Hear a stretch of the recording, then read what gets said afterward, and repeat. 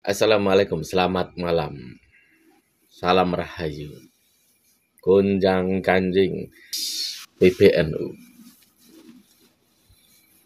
Sangat disayangkan ya, Kiai Marzuki Mustamar akhirnya dipecat dari PBNU. Kiai Marzuki ini ketua PBNU Jawa Timur. Gak tahu urusannya apa. Kalau dari selebaran yang ada di grup WA, dari beberapa teman juga, aduh, harusnya nggak terjadi seperti itu, harusnya. Saya itu salah satu YouTuber yang sering mengangkat video-videonya Kiai Marzuki Mustamar karena saya lihat bagus, spektrumnya beda aja gitu loh. Tapi memang untuk pemilu ini saya nggak cocok dengan pilihan Kiai Marzuki Mustamar. Makanya karena nggak cocok itu, saya cukup dengan tidak pernah memposting lagi videonya Kiai Marzuki. Terutama yang berhubungan dengan politik atau apapun lah, nggak pernah. Setelah tahu beliau mendukung salah satu capres nomor 1.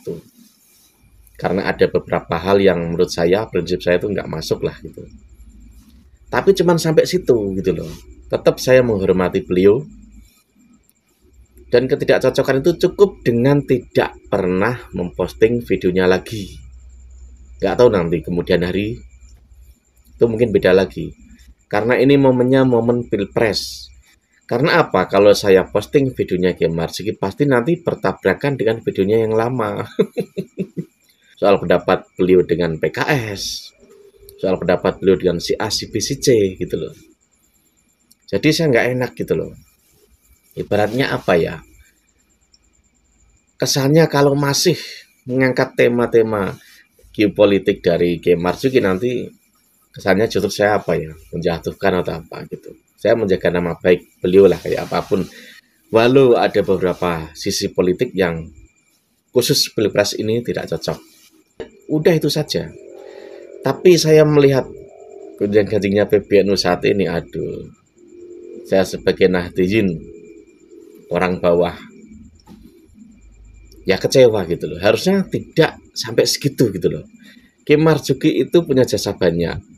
Catatan dari beberapa video, saya ada beberapa videonya beliau yang masih saya simpen tuh ada.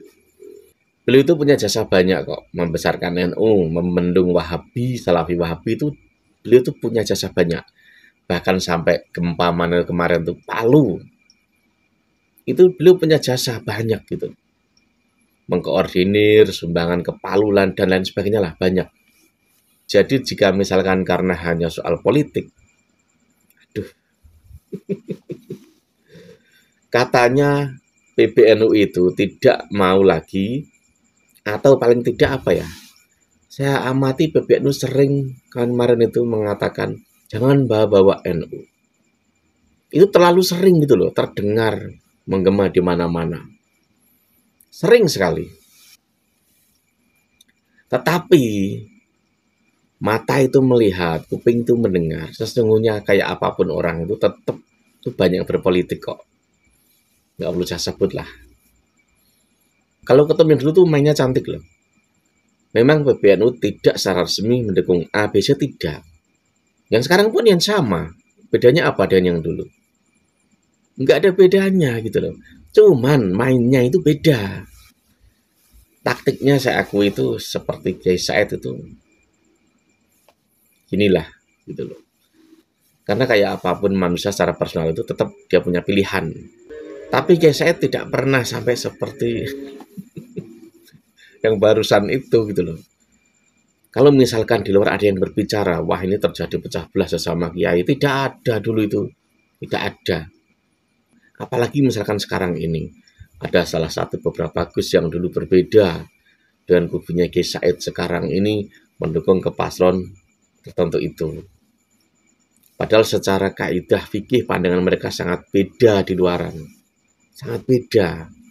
Tapi sekarang ternyata karena pilpres mereka bisa bersatu. Kalau yang dulu mereka di sebelah sono, gitu loh. Yang udah kalah 2 kali. Lalu secara personal Kiai Said di sebelah sono yang akhirnya menang ya kan.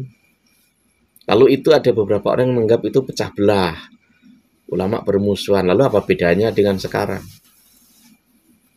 Apa bedanya? Nggak ada beda gitu loh. Cuman memang permainannya lebih enak dilihat untuk umat gitu loh. Kita hanya bersuara ini kan apa ya? Daripada di pikiran kita, di pandangan kita ada sesuatu hal yang harus keluarkan lewat YouTube gitu loh. Tapi khusus kejadian ini harusnya enggak lah, harusnya. Oke, Marzuki itu bagus kok. Tapi yang jelas nggak ada bedanya dengan yang kemarin-kemarin pemilu kemarin, nggak ada bedanya.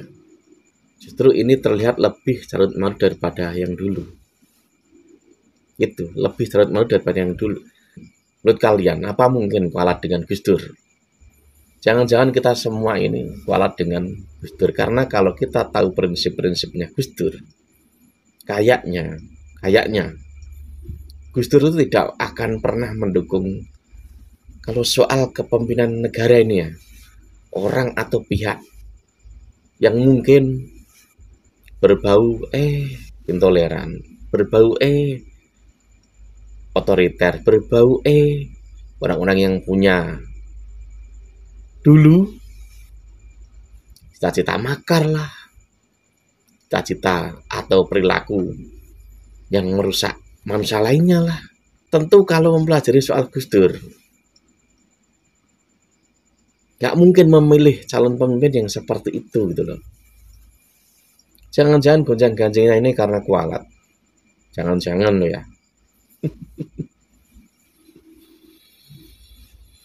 Wassalam.